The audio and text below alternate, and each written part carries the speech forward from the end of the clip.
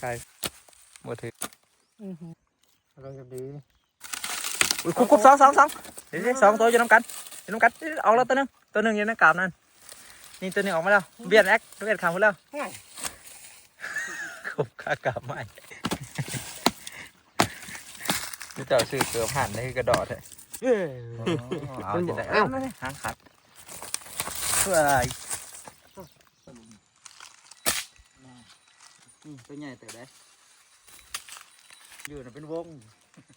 แต่ยังเขียวน่ะยันงูดีจุกตัวแล้วเว้ยพ่อแล้วพี่น้องเอ้ยยันเอาไลน์กับยันเพิ่นเบิดไว้เพิ่นสบายดีพี่น้องสบายดีทุกคนบ่เห็นกันโดนแล้วพี่น้องบ่เห็นลายมือแล้วติดภารกิจมื้อนี้พาพี่น้องมาหากระปอมนี่แหละพี่น้องเขาก็2คนนี่แหละ บ่แอกกับคำหน่อยมาคล้องกระปอมพี่น้องเอ้ยทั้งคล้องนี่ทั้งยิงเอาน้ำกระปอมกะถือว่าส่วนนี้ก็เป็นช่วงใกล้สิเบิดฤดูหนาวแล้วพี่น้องยังแบบมีลมอยู่แต่ว่ามันลมบ่ค่อยมีเป็นบางมื้อบางมื้อก็บางมื้อก็ลมก็เลยเห็นให้กระปอมออกพอไปตกปลามาก่อนเห็นกระปอมลายมื้อนี้ลุยพี่น้องเอ้ยผู้ใดมักกินกระปอมติดตามเบิ่งคลิปนี้พี่น้องได้แน่แล้วได้กระปอมกันเดี๋ยวสิให้เบิ่ง ตาย3ยัง3ตาย3ยัง3เหมือนกันนะ คนละครึ่งนี่พี่น้องโอ้ได้ตัวใหญ่ตัวหนึ่งเนาะปอมกาตัวหนึ่งมากับอันนะมีแต่ผูมีอันมักกระทุนเบิดพี่น้องเลยสไลด์ก็ได้ยิงเอา4แล้วตาย2แต่2ยัง4ตาย3นึก7ตัวเหลือแต่7ตัวแหละแต่ลายไวลิฟเดี๋ยวไปอ้อมมันกกตัวไหนก่อนเนาะตรงนั้นเนาะกระปอมนี่กินปีละเถื่อนี่แซ่บพี่น้องมันหายากอันนี้ก็คือมือแรกของปีเลยที่ว่าพากันมาหาก็หวังว่าสิได้พ่อกินอยู่ดอกพี่น้องเลยเลี้ยงปากเลี้ยงท้องเจ้าของกลุ่มทำเล่มองหากันนี่แหละ น้ำเหงาพวกนี้มาหาละคันโบเห็นโตมันละก็สั้นบางเถื่อมันแล่นไงสิยินเสียงก็แคกบอกแอกเพิ่นก็บ่ได้หนาวดอกของเพิ่นสั้นหากระปอมไปเบิ่งโพนตัวน่ะพี่โพนตัวมันสิมีบ่กงหวังล่องมึงบ่เลาะเบิ่งย่างเนี่ยขี่รถน้ำพี่น้องเอ้ยบ่ได้ย่างแบบเป็นทางการมันเมื่อยมันแดดก็เลยแบบสลับกันทั้งขี่รถทั้งย่างอันพักอันนี้นะนี่อยู่นี่เก็บเอามากินบ่ป้าหลายลิป้านี่คือพักกระเมกพี่น้องเหมาะกับลาบกับกินกับตำกับแซ่บคือกันบ้านเฮาน่ะบ่มีบ้านเฮานะทำบางเฮือนเขาก็ปลูกอยู่เลยแต่ว่างัวบ่กิน ทั้งที่ว่ามันมางามๆหนึ่งบ่เห็นงัวมากินถ้ามันกินนะพี่อยากงัวนะคักมันยังบ่อยกว่า ก็แม่นแล้วมันสะอาดมันอยู่เทิงเนาะว่าเรื่องเพียงัวหน่อยแนมวับย่านนะว่าเรื่องกินเพียกินยังป๊บกันเด้อมันบ่แม่นแนวแล้วแถมมันเมื่อยมันไปเศร้าห่มพี่น้องฮะนกกระโดกนกกระเบา นกกระเบากับว่านกกระโดก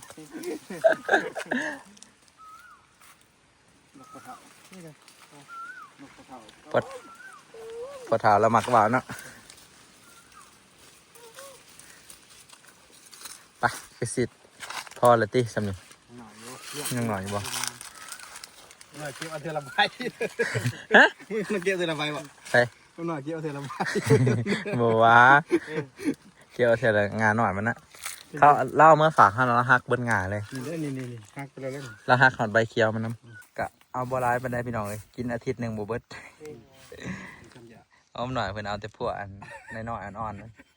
เก็บมาเถอะเอาใบกันอ่อนก็แซ่บอยู่แต่ว่ามันอยากคมบางอันกันมาแวกินเขาพี่น้องเลยหายิงกระปอมกินเขาป่าแต่ว่านักกินกระสือมาเราจะไปกินแนวกินนั่นเฮาหานะมันสิเฮ็ดให้เฮาหิวเขาเฮ็ดให้เฮาเมื่อยก็เลยซื้อแนวกินถือแนวกินมานั่นอย่างละ10,000 กีบจะปิ่งยังปิ่งไหมอันนี้ขวายยังก้อยไก่บ่ไก่ลาบหมูไก่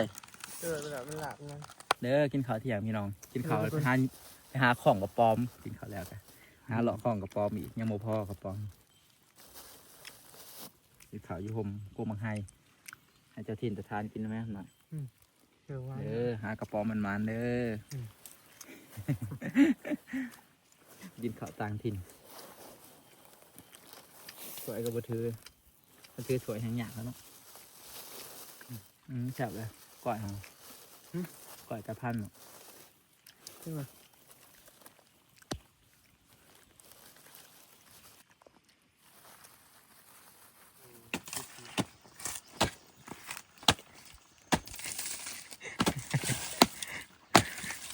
นี่เจ้าซื้อเกลือผ่านได้กระดอดเลย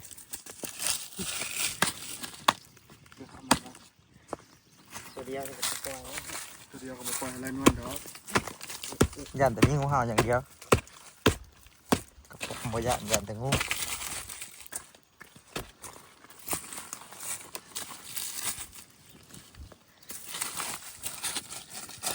จะเอาเสียมไปนะเหมือนใจเนาะเซ่กระป๋อง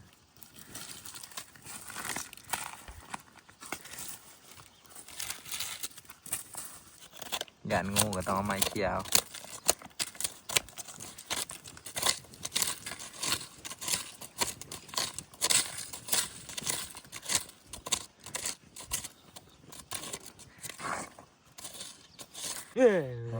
เอาจะได้เอาหางขัดเพื่ออะไร เอาเลย ตัวนี้ที่แบบ ตัวนี้แหละ มันเปลี่ยนสีฟอร์มเปลี่ยนสีเบิ่งยินเถอะเคยได้ยินบ่ฟอร์มเปลี่ยนสี มันก็งูไอ้เนาะมันหัวไป กันได้มันหรือว่ามันโง่ว้าตัวแรกกระป๋อมพอแล้วพี่น้องกระป๋อมข้อแดงเดี๋ยวสิหาทีมงานนักล่าจัดการ มันได้มัน เอาไปแล้วตัวหนึ่งตัวนี้เนาะยังเห็นอยู่เอาบ่เห็นลีนี่ได้ต่ำๆนี่ในเงามันนี่ ข้าวพี่กันอย่างเงี้ยนะ ในเงามันต่ำก้มลงหน่อยหนึง เห็นเยอะเห็นตัวนี้ พี่แองมายืนยิงกันพี่ ดูเด็ดเลยต่อตากูแล้ว ตัวเราอยู่ในกกดำๆเด้อในกกดำๆนะมาอยู่ในเสื่องงาไม้อันกกอันค่อยย้อนลงอันเด้งาตัวย้อนนั่งลงจะเห็นเห็นบ่เห็น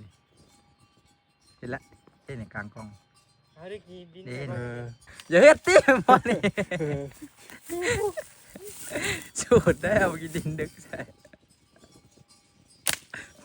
บ่ถึกอ้อม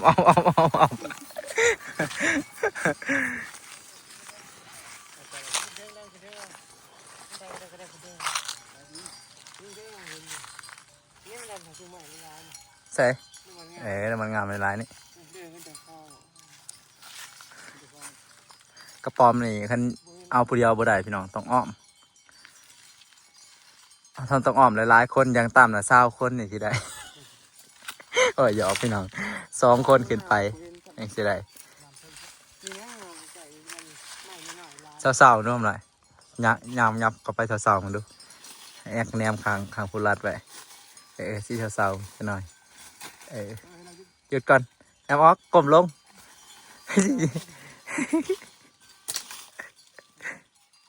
ตายบ่โอ้ยเดี๋ยวมองสูงแล้วสูงแล้วร้อยเก็บหน่อยตกในใบตองในงามมาเลย นี่ไม่เข้าใจว่า ได้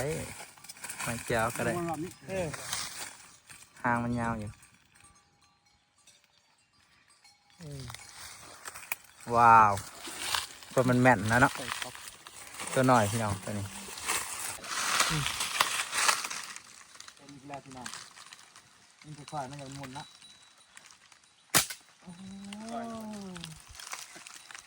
ยางโพย่อยถึงว่ามันจะคาวไปเลยกระป๋องมันจะเหมือนหยาดไว้เลยถึงแต่มองเก้าแท้เมื่องับลงหลุมมาเลือหลุมย้อน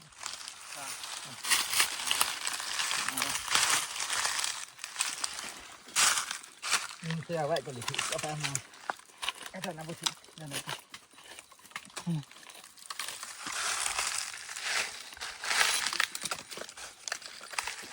มันกระป๋อมต้องมีการเฮียนติดกมาก มัดข้างแล้วกระตุนนี่เนาะกระตุนมีในตะกี้เขาจีข้าง เป็นใหญ่แต่ได้ แต่มันจะทำ ก็หอยหลุมกระทุนนะ น้ำหมอกกระป๋อมอยู่น่ะเป็นวงไอ้เรื่องเงาดำๆมันแล้วตะปูดตัวมันชุดแล้วเดี๋ยวมันยืดหัวตัวไปแล้วหัวก้มลงอีกแล้ว นี่ก็ เอาพี่ไปไปจะคุมตามันยังไม่ยึดดูหน่อยไปบอกคุมตามันดิตอนนั้นที่ไหนโดนนั่นแหละกระป๋อมโอ้ถึกเสย บอลถือ ถึกกันแหละ ถืองานใหม่ บอกว่าอยู่ว่าถึกก็ถึกกันอันนี้ มันถือกันใหม่ก่อน ซ่อมเด้อ คือจริงแล้ว เห็นเยอะ เป็นยังคือเกียวนี่โกนทุกอย่างแท้ โอ้ย มาเบิ่งดูนี่คืองูมาเบิ่งดูคือโกนเจ๊งเกียงเลยเจ๊งยังลิฟต์เขาหลดนี่ชิกาจิขึ้นบกล้าขึ้น นี่ยังไงกูเห็น เกี่ยงกันอะไรเนาะปากโกนเนาะ ชุดน้องมึงปะ เชื่อบุผู้บุกบ่เห็นแต่ยังเขียวลิฟต์เขาโกนเลย มันมีคายแค่นี้หน่อยคือมันเต็ก สู้ลงด้วย นี่คาเพื่อ ขาเครือเนาะระวังงูเด้ออายันงูดีคำหน่อยจกกินแล้วแอกงูเขียวไปขางแอกแล้ว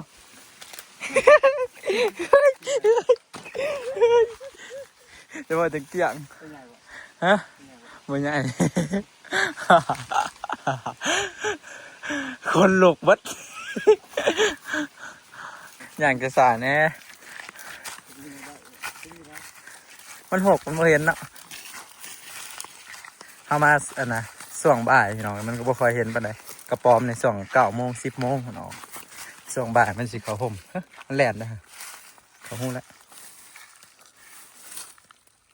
ผู้เดี๋ยวนี่แล่นมานี่ตักก็ไล่อีกดูไล่อีก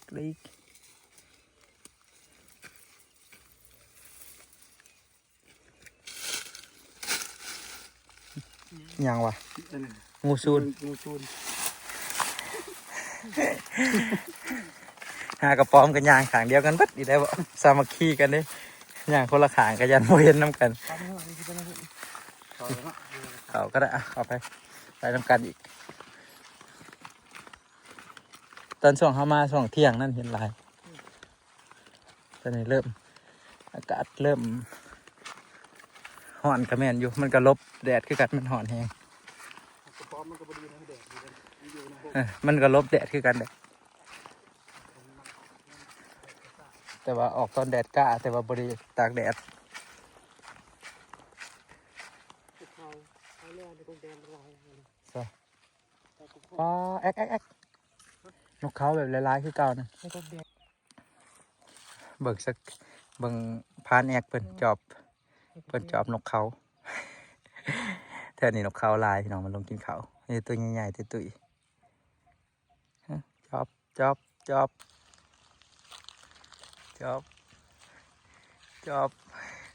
ปุ่นไปปุ่นเนาะยิงเลยฮะถือไปแอกคือดังตบเลยปุ๊ฟ้ามันไปโฮมกันลายลิคือดังแตบเลยเนาะคิดว่าสิได้ลาบนกเขาไก่โพดเนาะเดี๋ยวสิโทรบอกให้มันยับมาอีก จะลืมเบิ่งกระป๋อมเลยได้มันจะจอบนกเลยนกเลยเท่านี้บ่เนาะต้นนี้นะมีอยู่เห็นอยู่4 ตัวพี่น้องแต่ว่าได้ตัวหนึ่งมัน6 โพด6จนแถบสิเนี่ยบ่เห็นกระป๋อมครับแต่ว่าเห็นเนี่ยมันแล่นซื่อๆได้ตัวหนึ่งเมื่อแอกเป็นพอมัง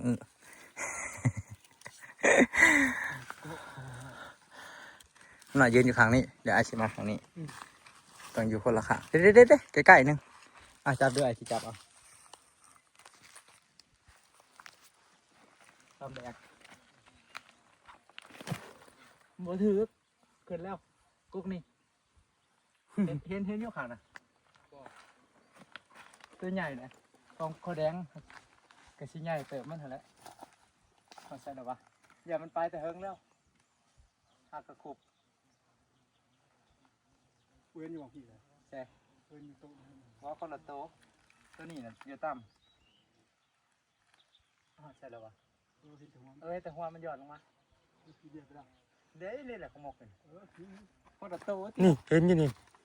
หน่อยก็เห็นทุกเบี้ยวนี่ บุ้ยชิว ยิงแม่มันกระป๋อมเลยปู หอยตัวเล่นอยู่เพื่อ ยัง อ้าวคือหอนเดินเห็นแต่หางมัน ตัวถึกเลย คือยุ่งกับคนบ่ตาย เห็นแต่หางเอ้ามาขามกันเป็นตกถึงหัวเขา ปูสุดยอดกระฟอก ตัวนี้บ่ ตัวนี้แหละไปหาตัวใหม่ไปนี่เห็นกระป๋อมว่าสิจกมากระทุนโมแมนจกโคซับนี่เด้พี่น้องกระป๋อมเห็นบ่ ลองจับมือ จับมึงดู ลองแดง อยู่เด้มือก่อนนี่สิบอกโอเคซึ่งนั่นแหละ เห็นแต่คนตาย แน่ไปแล้วจัดการมานี่ลงอาญาบ่ถึกเยอะ ก็คือ โอ้ย ดูบ่รู้บ่ บ่เห็นน้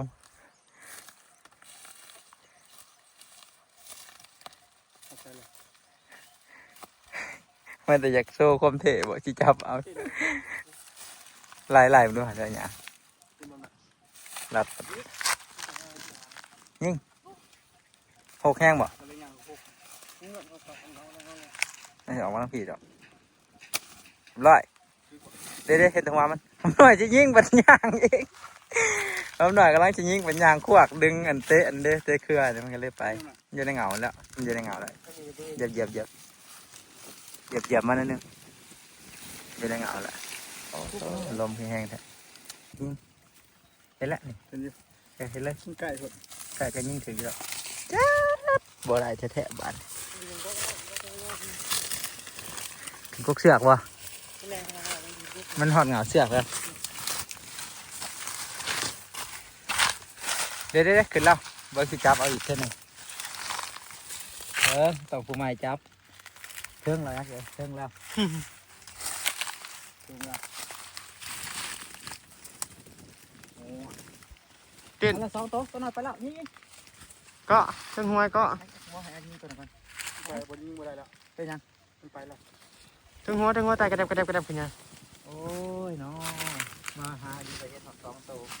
มันเบียดไปขางแอกเลย อันนี้ ไหนล่ะ ถึงอยู่ถึงงานนิดหน่อยสื่อเลยมันเห็นแต่คอมันเลยก็ ที่บ่ได้เห็น มันเบี้ยน ยิงเบียนมันบริบังนะ เป็นละ นี่กลมหัว ปีละ ผมหัวกันนั่งลงกันเบียดมาอีกแล้วนี่ ตรงแล้ว ถึงหัวก็ให้ไปเล่นอยู่เนี่ย น้ำอ้อมมันตัวหน่อยครับแต่สิได้ฮะไว้แท้มันจะเข่ากราบไม้ได้นี่ ไก่ตามมาอีกก็เห็นไก่ตามมาอีนี่ แห้งเอาง่าย ไก่นี่ตามมาอีนี่มึงเดิน ตอนนั้นเห็นอยู่กกเป่าพี่เด้ขึ้นทางมันอุ้ยคุบสองเดี๋ยวนี่แอคคุบตัวนี้ ตัวนี้ตัวใหญ่เลยเดี๋ยวเห็นแต่คอมันนะ เดี๋ยวเอาตัวนี้ก่อนตัวจุกใหม่ นี่ในเหงามันนี่ จุกแล้ว ยังไม่ได้คุบนี่มันไปหาแอคแล้วจะมาขางพริกแล้วเขาโกนอีกแล้ว ขึ้นไปก่อน ตัวนี้ก็ต้องคืนกันตัวนี้ งานนี่ง่ายบ่ ง่ายว่าพี่ ง่ายบ่งาน แต่คอมันเด้ ง่ายออกมาไปเห็นสอง นั่น เห็นตาหางมันเดี๋ยวสองตัวอยู่น้ำกันออกแล้วตัวหนึงอยู่ในกาบนั่นนี่ตัวนี้ออกมาแล้วเบียดแอคเบียดขางหมดแล้วคุบขากาบไม่เรียบร้อยตัวหนึงอีกตัวหนึง บ่ฮักบ่ นี่ ตัวนึงก็จะกลับ นี่ออกแล้วเขาอีกแล้วเขามองเดียวกันอีกแล้วเขาเงามันแล้วในเงาเลยพี่ นั่นแหละเดี๋ยวคือแล้วคุบมันกาบไม่ ดึงแค่นั้นว่า แต่อย่ากลัวลิเนาะง่ายกับใหม่ว่าไปเห็นซองง่ายกว่าวันนี้เห็นนอนงูไปจักแบบนั้นหันโอ้มาหน่วยหมองนี้ได้ซองเลยเห็นตัวหนึ่งได้ซอง เดี๋ยวโมจังเอาไป โพนตัวนี้ได้ซองอีกโซ่ดหน่อย เดียวสิมาหมุนครับพอไปเลย เห็นที่กันคันเลยว่ามันมาหมุยเบิดซองพี่น้องตัวนี้มาน ใส่ ตัวใหญ่ตัวใหญ่ของกระป๋อมแต่ส่วนหลายกัดจับแบบมันบ่มีชีวิตเอาอีกแล้วตัวหนึ่งเอาอีกแล้วนี่ยังอีกตัวหนึ่งนี่งาคูดนี่งาคูดนี่ ก็มันตาดีแหละ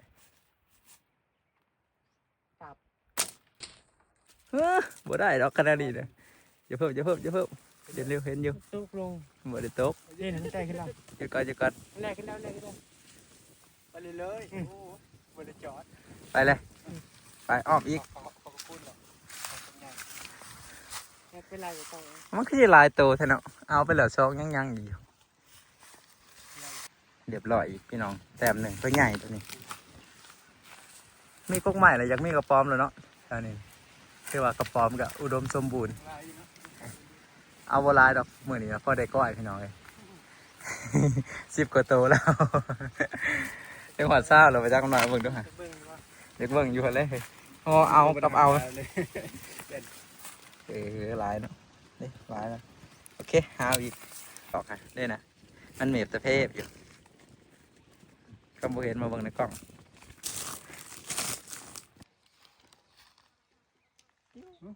ตัดเสร็จไหมดีตาได้ย่านเก่าแล้วมันจะมา บุญญาจะมันขาดไหม ใส่กันได้ยังวะลายปัญหาน้อยติดลังเป็นมุนมัดแต้มหนึ่งเส้นมากระทุนมันน่ะนะขาดต้องยิงไปยิงมาเปลี่ยนเส้นใหม่มากระทุนคือกันเบิดมากระทุนช่วยนี่เส้นเขียวเบิดวันนั้นก็เส้นเขียว 2 โตพี่น้อง2 โตตับแววคนละเรื่อง พี่เสียเลย กระป๋อมกระซองคนกระซองเอ้าเรียบร้อยบ่ถึกบ่ตัวหนึ่งอยู่นี่ตัวหนึ่งนะนี่นะลูกมาโพดนี่มองนี่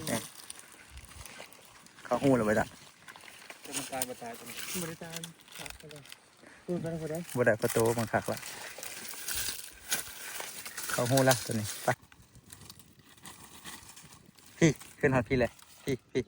ไต่มาพี่เลย จะไปดู อะไรนี่นะโยพูดอยู่พี่กับญาติยิงเลย โอ้โห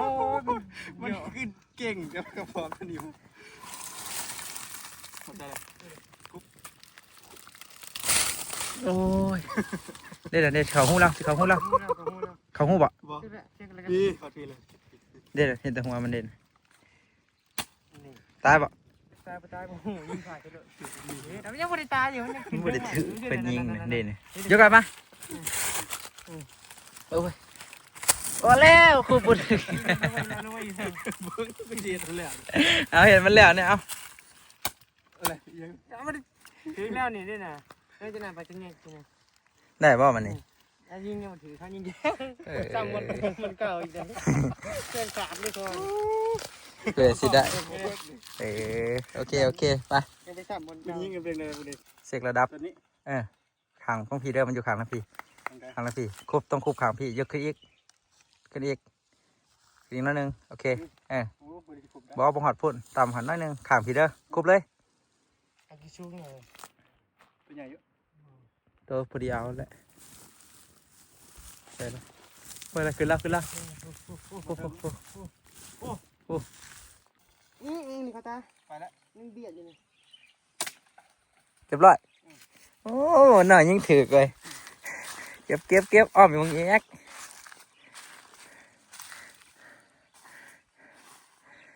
เพิ่นแม่นเด้อ นี่เขาตาดิ ไล่มึงดูอ้อมเบิ่งข้างผู้อีกคนนึงมันต้องแบ่งทีมแบบทีมเวิร์กหากระป๋อมเอ็กซิเห็นโอ้เอาอีกแล้วตัวหนึ่งกกใหม่กกใดมีเบิดหัวพ่นตัวใด พูดอะไรหน่อยเห็น ไล่ตัวดินี่ก็มีตัวหนึ่งนี่ตัวง่ายเติบแป๊บนึงเด้อเดี๋ยวสิยับเข้ามาคุบเอามันเคยได้จะคุบอ่ะเดี๋ยวดีนะครับยิง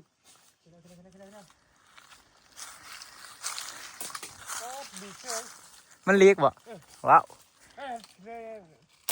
โอ้เป็นบ่จะแม่นเลยนะ บ่ยอมเลยอีกตัวหนึ่งพี่น้องเสียงมันชุนลุดว่ามันดิดคุมตากันได้เลยใส่เลยแนมเห็นอยู่บ่ยังหาจุดบ่ได้พี่น้องอยู่กล่องตกลงมา ต้องแรกความ บ่หลวมกระทุนนะตกลงมาไม่ใช่ปะ ข้าวนี่เป็นผัก บ่ในกล่องคือบ่เห็น อ๋อเห็นละนี่พี่น้องเห็นบ่ มือที่เก่าก็ นี่ แล้ว กระป๋อมโคตรสูงเลย เฮ็ดมินพวก นะเดี๋ยวแบนอีกพี่น้องได้เบิ่งดูได้ปะเอ้ยได้อีกแล้วพี่น้อง ทางนี้วัด ตัวหนึ่งยังอยู่ผู้งอยอยู่ปากโกนผู้ต้นละ2 ละ 3 นี่จะหัวจะทาง เรียบร้อยพี่น้องเอ้ยตัวนี้นะบ่แอกเหยียบเอาโหดเอาไว้ลีรอไว้กว่ากระป๋อมอีก จะคนขายแล้ว เหยียบเอาหอยกระป๋อมตายเห็นไหมเรียบร้อยอีกแล้วพี่น้องเอ้ยพวกใกล้ๆกันเอาเอ้ย ไม่ใช่เลย เล่นไกลๆนี่ว้าวยิงจะเจียว เด้ปีถ่าย ยิงว่ายิงกันจุยิงแล้วแหละทำหมูใส่กระป๋อม นี่มันอยู่ที่แล้วจะเป็นใหม่ บ่ถือ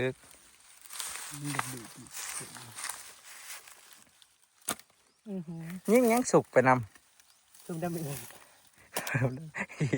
ก็ยิงบ่ได้ถือยังดีเอาไปไกล ใต้กิน คาน คานที่ไอ้นี่กับคาน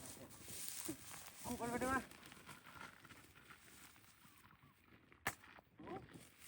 ใช่เลยกระป๋อม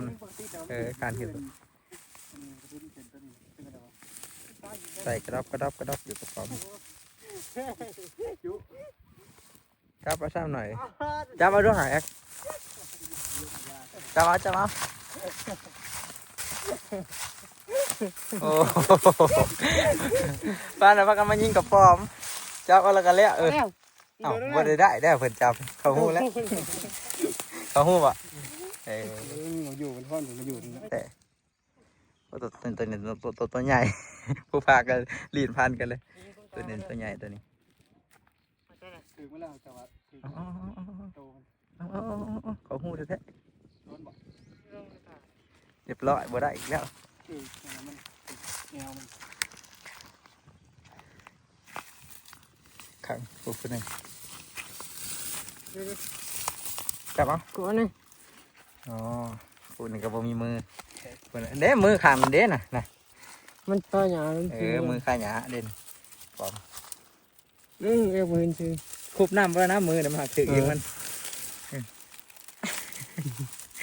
มือเห็นบ่เหลือใจว่าคุบน้ำไปเลยเอาที่หมดนะ บ่ตัวมันบ่ได้เพราะว่าไว้มันแพ้บ่เทนอีกเพิ่นยังเอาอยู่ ลงกับดีไปตรง ร้อย จุบตู้แล้วเว้ย พ่อแล้วพี่น้องเอ้ยยันเอาลายกับยันเพิ่นเบิดไว้เพิ่นแพร่พันธุ์เนี่ยบ่แอกพาว่าที่แท้แล้วตัวคันตัวใดเพิ่นเอาบ่ได้เพิ่นสิว่าเอาไว้มันแพร่เพิ่นว่าที่แท้ความจริงนั่น เอาแต่กุมเอากระทึกแล้วแต่มันเอาบ่ได้ก็ให้เจ้าของดูดีว่าไว้มันแพร่ ครับ อันนี้คือนำตุกสุดท้ายเนาะกับแบ่งกันกินให้มันแบ่งให้มันเท่ากันได้ ฉันบ่ให้เมื่อนำได้บ่แม่นเนาะ สิเมื่อแล้วพี่น้องเอ้ยจน4 โมงแรงหากระป๋อมก็ยังบ่ได้เบิดดอกกระป๋อมกันแต่คนนี่แบบ เบิด ก็บ่ให้เขามาเบิดดอกคนก็แบบรู้สึกว่ามันได้หลายแล้ว เบิดอื่นเลยมันยัง รู้สึกว่าได้หลายแล้ว ต้องการตัวนี้ 2อะไรยังเปียกในของได้หลายปานนั้นเนาะ ตัวนี้ มาหอดเพื่อนละพี่น้องมาแบ่งกันว่าสิได้พูดละเท่าได้ได้หน่อยได้หลายสำเร็จก็แบ่งกันเอามาเห็ดกินก่อยกิน เขาเก็บ ตัวบ่ตายได้สิแบ่งกันได้ เซ็ตกันได้ชื่อ พี่ขับฟอมขับฟอมกันนี่ผ่านแอกเพิ่นปัน ได้ไปไง ได้หลายเติบพี่น้องปันกันแบบไม่ปันแบบว่าถือไปถือมันเนาะเพราะว่าตัวมันบ่ตายก็มีของเฮาใส่ของแล้วเฮาของเฮามีของเด้ กระดาษนี่ก่อน เฮามีของเราก็ใส่ของ นี่เอ้ย ใส่ของไว้ คือคือ ตัวได้หลายเติบมีแต่กระป๋อมข้อแดงสลายปอมกาก็มีเป็นบางตัว ต้องโต บางตัวแบ่งกันเรียบร้อยแล้ว เราพูดเรามันจะ ตกพูดเองตัวนี้มีตัวใหญ่พี่น้องได้กำไร แต่ว่าแบ่งสำกันตัวหน่อยนะ2ตัวใหญ่ตัวหนึ่ง นั่นนะ มาบ่สิทำดู นับมึงดูคนหนึ่งในจักโตว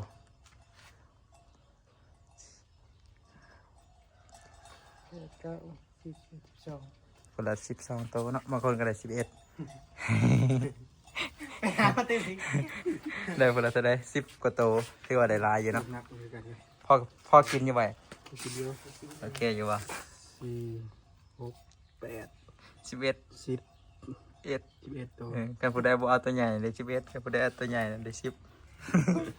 พอดีได้อยู่30ตัวเนาะ ได้พุ่นละได้อยู่30ตัวมามื้อหน้าออกลาใหม่กินเฮิงๆอยากอีกซะก่อน